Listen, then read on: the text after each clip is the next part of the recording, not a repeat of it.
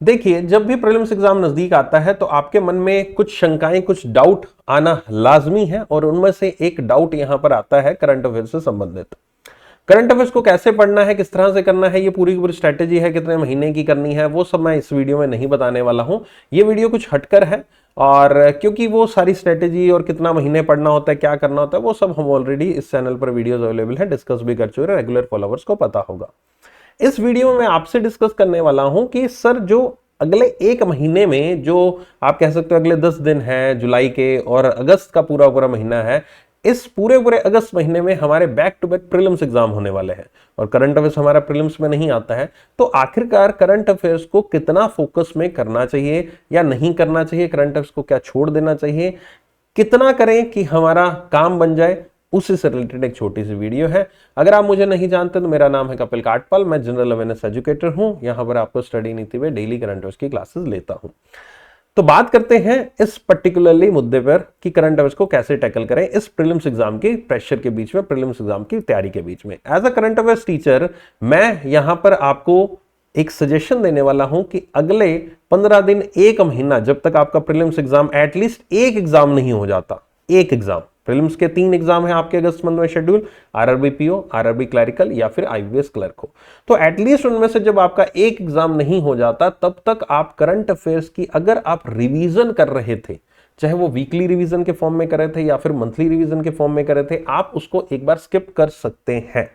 सही सुना आपने, वीकली रिवीजन, मंथली रिवीजन अगर आप बीच में टाइम निकाल कर रहे थे तो उसको आप स्किप कर सकते हैं, जब तक आपका एटलीस्ट एक प्रीलिम्स का एग्जाम नहीं हो जाता। लेकिन इसका मतलब यह नहीं है कि आपको डेली करंट अफेयर्स को स्किप करना है। आप में से बहुत सारे स्टूडेंट्स ये भी गलती कर रहे हैं कि उन्होंने डेली करंट अफेयर्स को पढ़ना ही छोड़ दिया है। जो आप लोग छोड़ रहे हो करंट अफेयर्स को पढ़ना, डेली की क्लास को करना छोड़ रहे हो, डेली की पीडीएफ को पढ़ना छोड़ रहे हो, तो वो आपको बाद में समझ में आएगा कि काश मैंने ये नहीं किया होता, काश मैंने एटलीस्ट उस दिन की करंट अफेयर्स पढ़ ली होती, कि अभी मेरे ऊपर एकदम प्रीलिम्स एग्जाम के बाद प्रेशर नहीं आता। अब प्रेशर कैसा आएगा, अब आप देखो, मैंने आपको कहा कि एक एग्जाम देने के तक आपको वीकली मंथली नहीं करना, लेकिन जब आपका एक एग्जाम हो जाएगा तो आपको उसी एग्जाम की मेंस की टेंशन भी रहेगी, और दूसरी तरफ नेक्स्ट वीक आपका यहां पर एक और एग्जाम का प्रीलिम्स एग्जाम शेड्यूल्ड होगा, चाहे वो आरआरबी ऑफिस असिस्टेंट का हो या फिर आपका यहां पर आईबीएस क्लरिकल का हो। तो प्रीलिम्स और मेंस एग्जाम की वहां पर खिचड़ी बनने वाली है।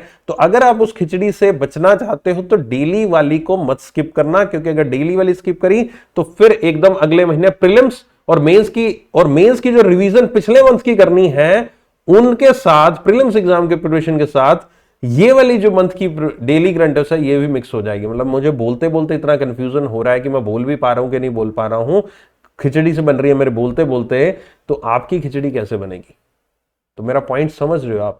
अगर आप की तैयारी बहुत अच्छी है, प्रीलिम्स की सॉलिड है, बढ़िया है, फिर आप रिवीजन कीजिए। लेकिन अगर आपकी उतनी सॉलिड तैयारी नहीं है, अगर आप मॉक टेस्ट पे फोकस कर रहे हो, क्विज़ेस ज्यादा से ज्यादा ले रहे हो, स्पीड एक्यूरेसी पर ध्यान दे रहे हो, तो फिर करंट अफेयर्स को डेली वाला बस कर लो, उतना सफिशिएंट है। ऑनेस्टी के साथ उसके क्विज़ेस डेली बेसिस पर अटेम्प्ट करके दिन में आप जो भी 1 घंटा साइन किया हुआ, 1.5 घंटा साइन किया, उतना दो उसको, उससे ज्यादा देने की आवश्यकता नहीं है, उतना दो, और बाकी दिन अपनी स्पीड एक्यूरेसी प्रीलिम्स एग्जाम पर फोकस करो। और जिस दिन आपका प्रीलिम्स का एक एग्जाम, एटलीस्ट एक एग्जाम हो गया, उसके बाद थोड़ा सा परिवर्तन लाने की जरूरत होगी, क्योंकि फिर जो प्रीलिम्स होगा उसका मेंस की तैयारी आपको साथ साथ करनी पड़ेगी। और यह भी मैं मानता हूं, जब एक प्रीलिम्स हो जाता है तो हमारे मन में जो डर है ना, जो थोड़ा बहुत डाउट है ना कि मेरा कैसे होगा, क्या होगा, वो थोड़ा सा डर दूर हो जाता है, और हम फोकस कर पाते हैं अगले प्रीलिम्स एग्जाम पर बहुत ही आसानी से, और साथ ही साथ मेंस की एग्जाम को भी हम टैकल करने की कोशिश करते हैं, तैयारी उसकी भी शुरू कर दो, क्योंकि मेंस एग्जाम के बाकी सब्जेक्ट्स की प्रिपरेशन आपको वहां पर शुरू कर देनी चाहिए।